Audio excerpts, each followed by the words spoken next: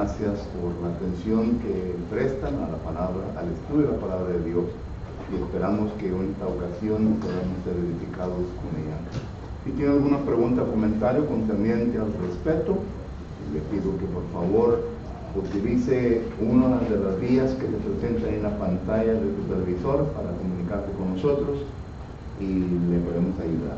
Aquí estamos para hacer todo lo que es posible para ayudarles.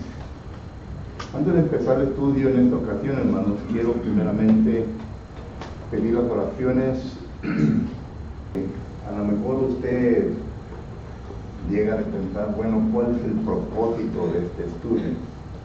Es para que nosotros podamos entender, hermanos, que el peligro no solamente existe afuera, sino que también existe dentro de nosotros.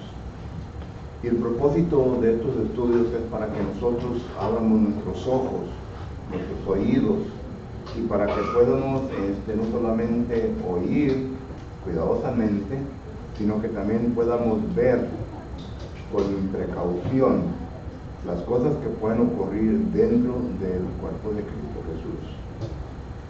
Estamos estudiando el tema de peligros en la congregación. Peligros en la congregación.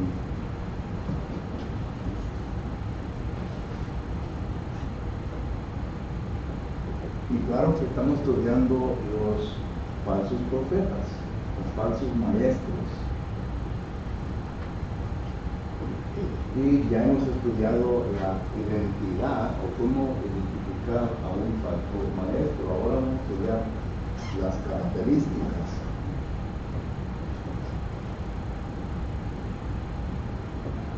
Las características de un falso maestro.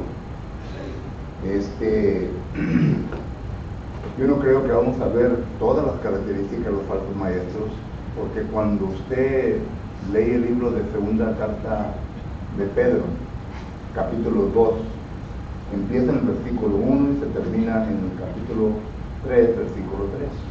Solo que lean segunda de Pedro, capítulo 2, versículo 1, hasta el capítulo 3, versículo 3, y ahí se va a encontrar cerca de 21, 22 características que el apóstol Pedro nos da a entender concerniente a un falso maestro.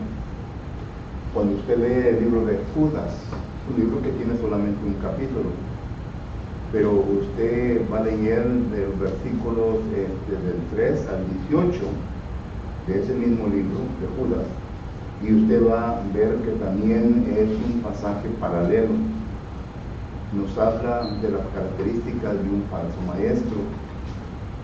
Y ahí podemos notar nosotros que el apóstol Pedro cuidadosamente amonesta a la congregación a la cual está escribiendo, a la hermandad a la cual está escribiendo. Y noten a quién está escribiendo.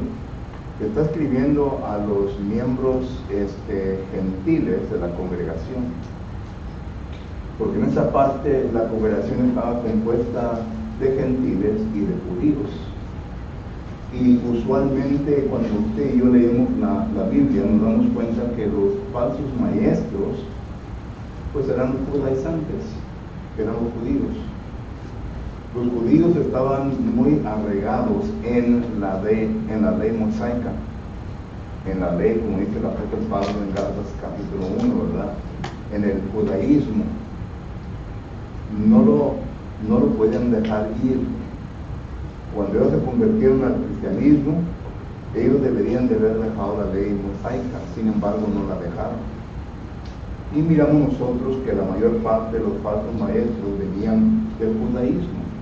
Ellos estaban enseñando algo equivocado a lo que el apóstol Pablo y otros apóstoles habían enseñado a la congregación. Usted recuerda bien, cuando el apóstol Pablo salía a sus viajes misioneros, quiénes eran aquellos quienes le seguían al apóstol Pablo de congregación en congregación, tratando de destruir lo que enseñaban. Esto me hace recordar, yo por varios años, cerca de 12 años, mi esposa y yo fuimos misioneros allá por Villahermosa y San Cristóbal de las Casas. Y cada año teníamos una campaña de 1 o 2 semanas. y se enseñaba desde las 8 de la mañana hasta las 10 de la noche. Continuamente teníamos estudios durante el día y luego campañas durante la noche. Y me acuerdo yo, ¿verdad?, que una vez los predicadores de allí vienen a hacer una reunión y me llaman. Y me dicen, hermano, queremos hablar con usted. Y yo, ¿qué? Solo que entonces yo voy y me siento con ellos, eran varios predicadores, y me dicen, hermano, no sé si usted sabe esto o no, dice, pero después de que usted enseña las clases, viene un hermano detrás de usted y él enseña lo mismo que usted enseñó, pero enseña de una manera diferente. Y pensamos de que a lo mejor es bueno de que pues él venga, de que miren, si acaso van para decirme que ya no venga, le dije, está bien. Eso no me va a quitar el sueño en la noche, le dije. Si ustedes quieren a esa persona, miembro del cuerpo de Cristo Jesús, que se lo pueden traer. Pero el propósito de este hermano era de sembrar cizaña dentro del cuerpo de Cristo Jesús. Y claro que se dio después de esto. Se volvió un bolote tremendo allá concerniente a todo esto de la enseñanza y etc. Él quizás lo niegue, pero las evidencias son notables.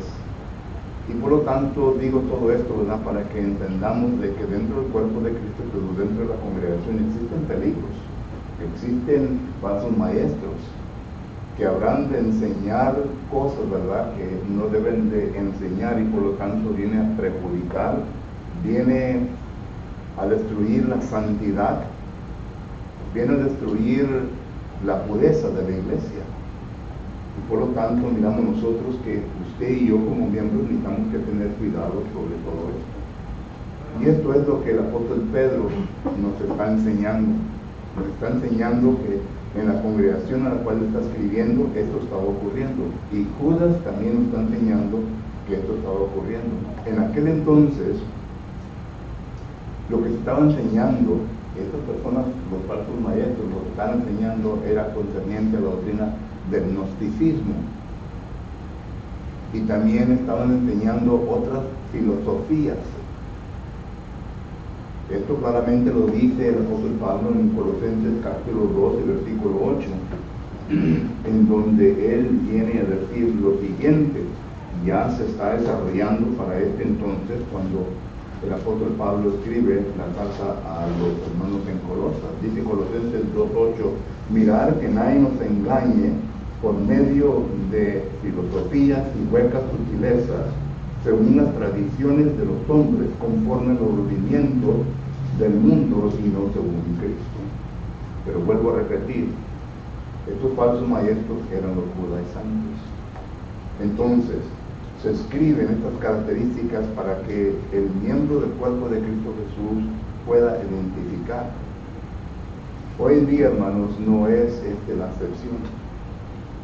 En 2 de Pedro capítulo 2 versículo 1 dice que hubo falsos maestros como lo habrá también hoy en día en la congregación.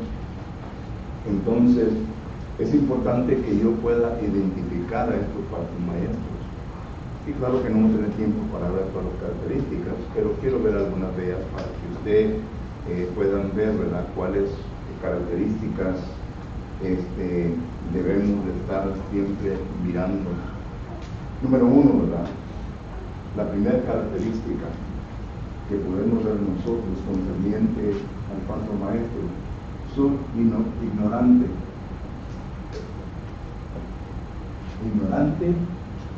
de las Escrituras.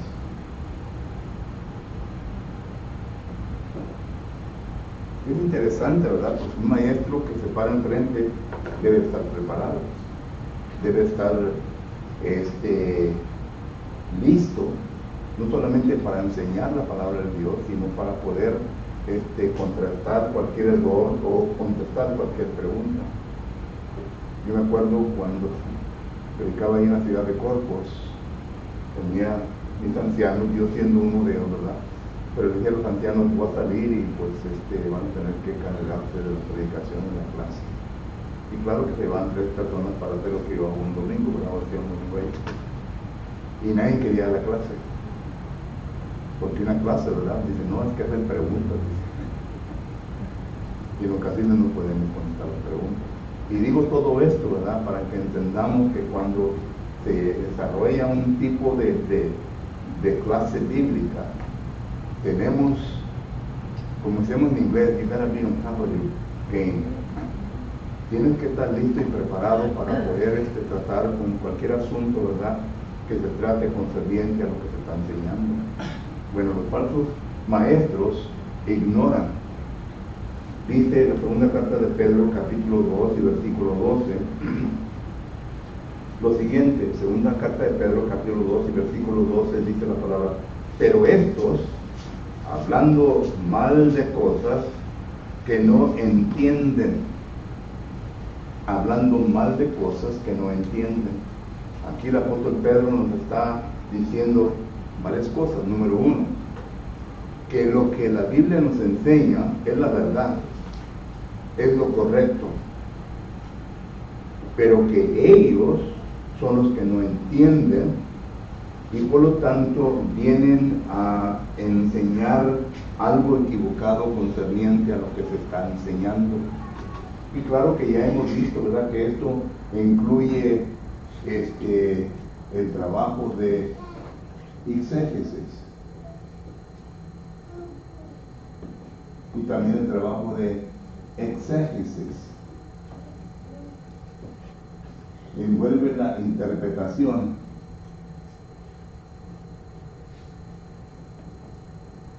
¿Okay? ¿Ven lo que se envuelve? El establecimiento de autoridad bíblica.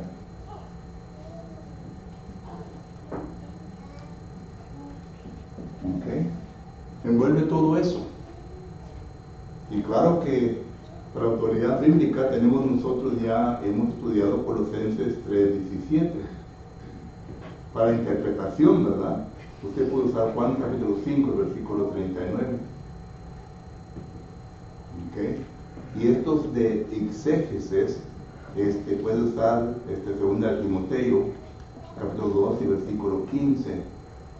Esto de aquí, ¿verdad?, es algo, ya hemos hablado un poco de ello, es en donde el maestro o la persona que está enseñando llega a conclusiones erróneas y trata de buscar un pasaje en donde pueda forzar ese concepto, ese pensamiento en el texto, aunque el texto no esté enseñando el concepto que quiere demostrar. Y ya yo lo muestro con Deuteronomio capítulo 22 y versículo 5, donde dice que hay algunos que dicen que las mujeres no deben de usar pantalones en los servicios, pero usan Deuteronomio 22, 5, un texto que no enseña nada de eso, pero lo usan para demostrarle a la mujer que tiene que usar vestido. Solo que ese es un exégesis. Cuando digo yo que Pedro dice que son ignorantes de la Biblia, se envuelve una de estas cosas. Por esta razón, yo pienso que Santiago nos dice lo siguiente en Santiago capítulo 3 y versículo 1. En Santiago capítulo 3 y versículo 1, considere pues lo que dice la palabra de Dios. Santiago capítulo 3 y versículo 1 dice así: dice: hermanos míos, no os hagáis maestros muchos de vosotros, sabiendo que recibimos mayor condenación. Número 1, no leo este pasaje para desanimar a ninguna persona que quiera enseñar. No lo menciono para desanimar a nadie que quiera enseñar, porque la misma Biblia nos enseña que usted y yo hemos sido puestos en el cuerpo de Cristo Jesús para que lleguemos a ser maestros. ¿Recuerdan lo que dice Hebreos capítulo 5 y versículo 12? En Hebreos capítulo 5 versículo 12 nos dice la palabra de Dios lo siguiente. Dice: porque debiendo ser ya maestros, noten el autor, el quien escribe esta epístola a los hebreos, les está molestando de que ellos ya deberían de ser maestros de la Biblia.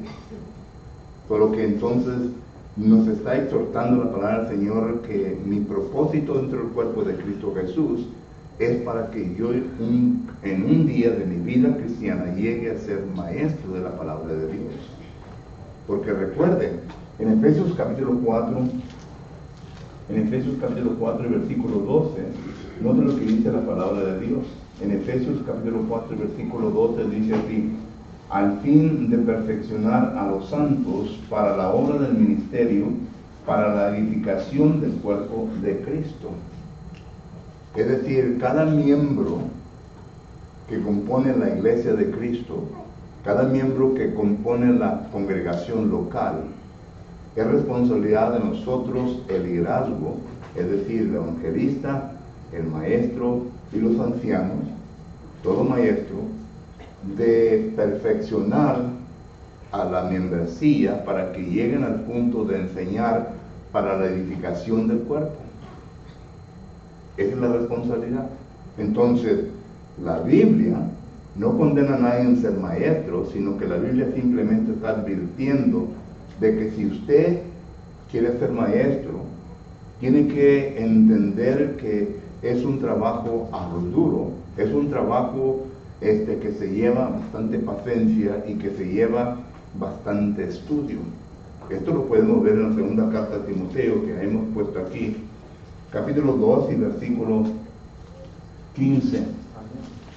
En 2 Timoteo capítulo 2 y versículo 15, noten lo que dice la palabra de Dios. 2 Timoteo capítulo 2 versículo 15 dice: procurar con diligencia presentarte a Dios aprobado, como obrero que no tiene de qué avergonzarse, que usa bien la palabra de verdad. Aquí hay varias cosas. Número 1, la palabra procurar es la palabra que indica un estudio.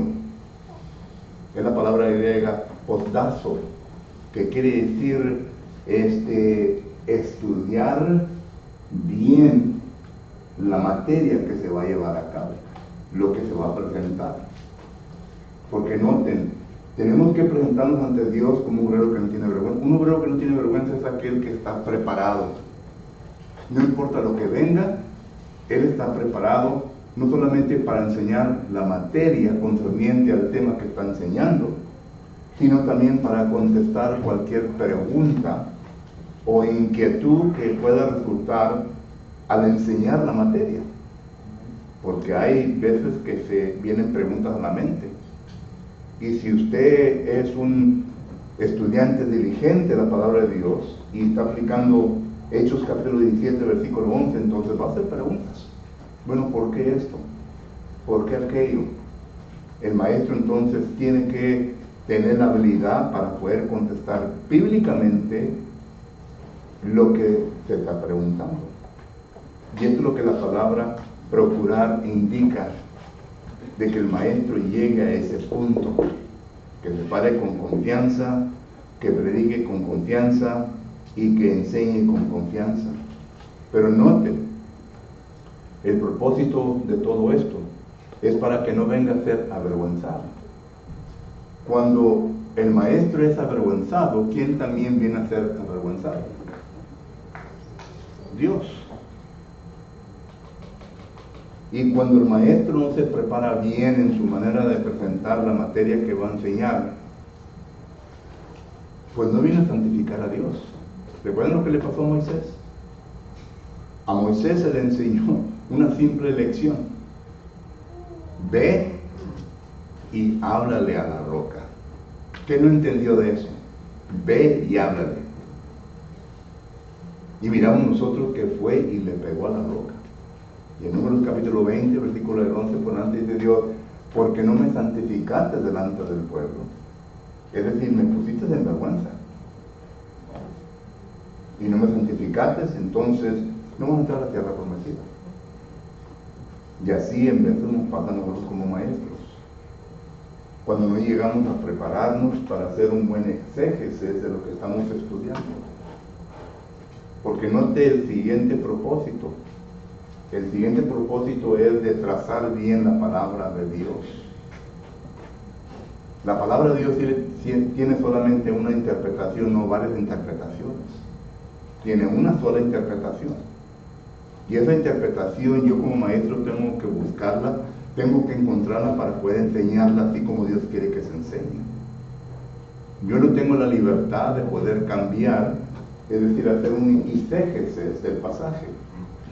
Tengo que presentar exactamente lo que Dios nos está comunicando por medio de su palabra.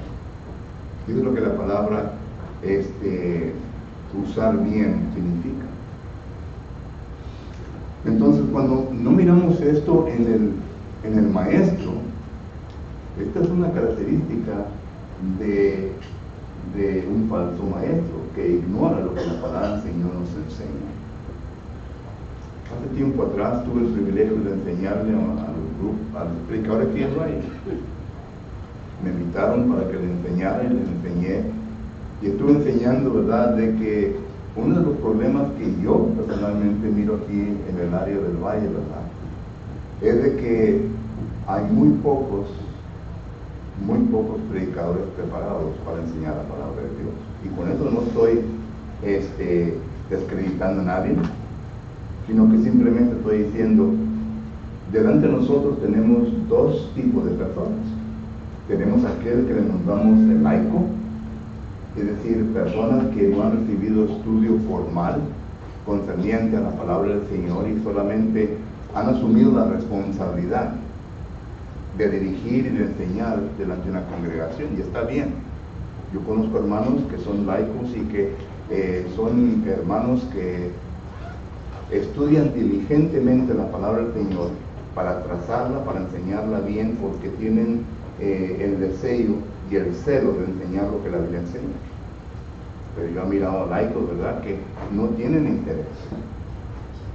Y por lo tanto, ¿verdad?, se ve en la preparación y en la presentación de la palabra de Dios. Les diré ahí un peligro, porque en vez de causar bien, vienen a causar daño dentro del cuerpo de Cristo Jesús. Y no que le esté llamando falsos maestros, pero les estoy advirtiendo de que la preparación para enseñar es muy necesaria para enseñar la palabra de Dios. Y claro que también existen predicadores que han tenido estudio formal en cómo desarrollar una congregación, en cómo tratar con una congregación. Y esto no quiere decir que están mejor preparados que los laicos, sino que tienen la enseñanza, la instrucción, pero hay predicadores bien perezosos, que no les gusta estudiar. Y una vez oía un predicador, dijo, hermano, a mí no me gusta leer, no me gusta estudiar. Y le pregunto, hermano, ¿cómo hace para preparar sus sermones y su clase? Dice, no, ahí tengo un montón de libros. Y no le gusta leer. No quiere decir nomás que va a sacar lo que quiere sacar y luego ponerlo y presentarlo. Pero la cosa es esta, ¿verdad?, de que dentro del cuerpo de Cristo Jesús existen como líderes personas que se demuestran de tal manera. Y entre algunos de ellos, ¿verdad?, se ve la ignorancia de las Escrituras. Y hay unos que se ofenden por causa de que se les dice. Hermano, necesita un poquito más de preparación. Estos sermones fueron unos sermones superficiales, no tuvieron profundidad, no tuvieron sustancia, y por lo tanto, ¿verdad?, pues se está edificando la congregación, pero no de una manera como se debe de edificar. Entonces, una característica de un falso maestro, ¿verdad?, es concerniente de que son ignorantes. Y Pedro lo dice. Vuelvo a leer el versículo 12, segunda de Pedro, capítulo 2, versículo 12, dice, pero estos, hablando mal de cosas que no entienden, ¿ok? Segunda característica, ya ves el tiempo ya me pasó y la segunda característica, miramos nosotros que es concerniente a ver que ellos blasfeman.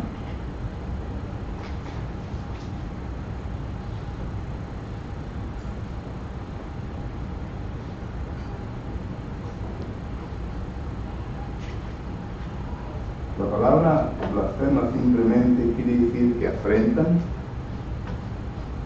que vienen a injuriar, que vienen a hablar cosas que no son ciertas de lo que Dios ha dicho. O sea, que le dan un poquito de cambio a la palabra, según la palabra griega y según la palabra, según los lexicógrafos, es lo que dan a entender. Es lo que dice 2 de Pedro capítulo 2 y versículo 3. Bueno, es el 2. 2 de Pedro capítulo 2 versículo 2 dice: y muchos seguirán sus disoluciones por causa de los cuales el camino de la verdad será blasfemado. ¿Por quién? Por los falsos maestros. Es decir, vienen a hablar de cosas que Dios ya ha establecido como ciertas, que no son. Hablan en contra de las cosas sagradas. Lo que Dios ha hablado, ellos dicen, bueno, así lo dijo Dios, pero nosotros pensamos que así debe de ser. Un ejemplo. ¿Ustedes recuerdan allá en que es la primera carta de Reyes, capítulo 22, y la segunda carta de Crónicas, capítulo 18? Ahí está hablando de dos reyes, el rey Acab y el rey Josafat. El rey Acab viene al rey Josafat y le dice al rey Josafat: mira, yo quiero que vengas y te unas conmigo porque queremos ir a conquistar a Ramot de Galaad. Y el rey Josafat, que era el rey de Judá, dijo: ok, está bien, pero primeramente vamos a consultar a Dios. Y el rey Acab dijo: no hay ningún problema. El rey Acab tenía 400 falsos maestros, y estos falsos maestros le dicen al rey Acab: sí, ve y pelea, Dios está contigo, la victoria es tuya. Y Josafat dice: un momento, que no hay un profeta de Dios en Judá que pueda decirnos a nosotros que Él es el propósito de Dios. Y el rey Acab dice, versículo 8, aquí hay un varoncito, ¿verdad?, que dice que es profeta de Dios, pero cómo me cae mal, dice, nunca me dice la verdad, sino que siempre, ¿verdad?, habla en contra mí. Y el rey Josafat le dice al rey Acab: cálmate y mide tus palabras, pon atención a lo que estás diciendo, porque en ese momento ya el rey Acab estaba blasfemando contra Dios. Pero noten, puso esta ilustración para demostrar, ¿verdad?, de que el rey Acab estaba muy confiado en sus falsos maestros. Pero el rey Josafat dice: tiene que ver varón de Dios aquí que nos dé su perspectiva. Y Micaías, ¿verdad?, les dice que no era bueno, que la voluntad de Dios no era que fueran a Ramot de Galaad. Te dije, hombre, siempre profetiza mal contra mí. Y así pues miramos nosotros concerniente, ¿verdad?, dentro del cuerpo de Cristo Jesús. Hay maestros que no sé si es por causa de ignorancia de la Escritura o simplemente, ¿verdad?, porque son personas que no quieren obedecer la voz de Dios, hablan en contra de lo que es sagrado. Por ejemplo, las innovaciones que hemos visto ya dentro del cuerpo de Cristo Jesús son cosas que todas estas vienen por causa de personas que se les saben bien que están en contra de la voluntad de Dios, y ellos como que lo niegan. Qué difícil hay, ¿verdad?, de poder ver las Escrituras y mirar en las Escrituras que el liderazgo femenino, ¿verdad?, no debe existir dentro del cuerpo de Cristo Jesús. Sin embargo, varias congregaciones de Aberdeen ya tienen ancianas en el liderazgo. Congregaciones del norte ya tienen predicadoras, ya tienen todo esto, y ellos ignorando la palabra de Dios. Yo sé bien que lo ha dicho antes, pero lo vuelvo a repetir para que nosotros entendamos en cómo la persona viene a blasfemar en contra de la voluntad de Dios. Son personas que blasfeman en contra de lo que es sagrado, concerniente a la voluntad de Dios. Bueno, ya el tiempo se me está acabando. Pregunta o comentario concerniente a esto.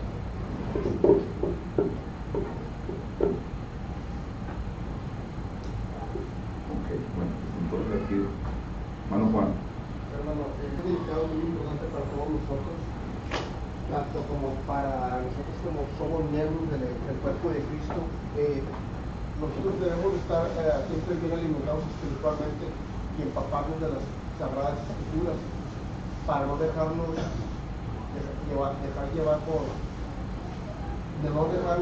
por cualquier viento de doctrina que nos puedan tambalear. Y también debemos nosotros estar preparados como congregación, cualquier hermano que se pare enfrente, saber si está diciendo claramente la verdad, ¿verdad? Y así nosotros poder hablar y saber defender la escritura. De lo contrario, si nosotros pues dejamos a que predique cualquier hermano y trae sus propias opiniones y trae ideologías y diversiones, y nosotros somos ignorantes, pues nos vamos a dejar llevar por ello. Entonces, como dice Mateo 15:14, son ciegos guiando ciegos, y ambos van a caer. Entonces debemos estar preparados para que no cualquiera nos lleve junto con ellos a la perdición. Sí. ¿Hay más? Recuerde que este es uno de los temas, hermano, que constantemente debemos estar enseñando de nuestro cuerpo de Cristo Jesús. Y no debemos de bajar nuestra guardia nunca, porque de esta manera es como viene el falso maestro a infiltrar dentro del cuerpo de Cristo Jesús para destruir las congregaciones. Que tantas veces hemos oído nosotros, ¿verdad?, de congregaciones que se han destruido por causa de tales personas. Y no solamente, hermano, también otra cosa, no tenemos que ser nosotros predicadores o tener un puesto en la congregación, sino estar preparados en nuestra vida cotidiana, en nuestra vida cristiana, para poder predicar el evangelio y no criar niños ni criar ciegos junto con nosotros.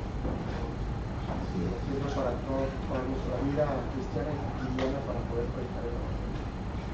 Recuerde que nosotros hemos entrado en un ejército, hermano. Somos soldados de Cristo. Eso lo dice 2 Timoteo capítulo 2. Somos soldados de Cristo. Y tenemos una guerra.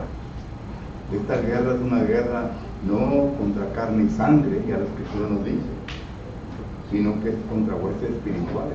Estamos luchando en contra de Satanás, en contra de sus demonios, en contra de sus ministros, y necesitamos que estar preparados. Hermana Melissa. Hermano, lo que estaba leyendo ahorita de Josafat y acá, que es en Primera de Reyes 22, ¿verdad? ¿Mande? Lo que estaba leyendo ahorita de Josafat, lo que estaba diciendo de Josafat y el rey acá, es en Primera de Reyes capítulo 22. Y Segunda de Crónicas capítulo 18. Y recuerde que ambos lugares eran el reino de Dios, pero se dividieron, como vimos una mañana: el reino del norte, el reino de Efraín y el reino del sur. Y los del norte, ¿verdad?, pues siempre estaban metiendo cizaña al reino del sur. Y pues ahí es donde estaba el problema. ¿Alguien más tiene cuidado? Muy bien, entonces vamos a terminar en esta tarde, ¿verdad?, con nuestro estudio. Vuelvo a repetir, hermanos, son 21 o 22 características, las cuales no vamos a ver todas, pero simplemente traje estas para que miremos, ¿verdad?, que la segunda de Pedro, capítulo 2, del 1 hasta el capítulo 3 habla de las características, y también Judas, capítulo 1, versículos del 1 al 18, habla de todo esto. Esta tarde, si acaso hay alguien que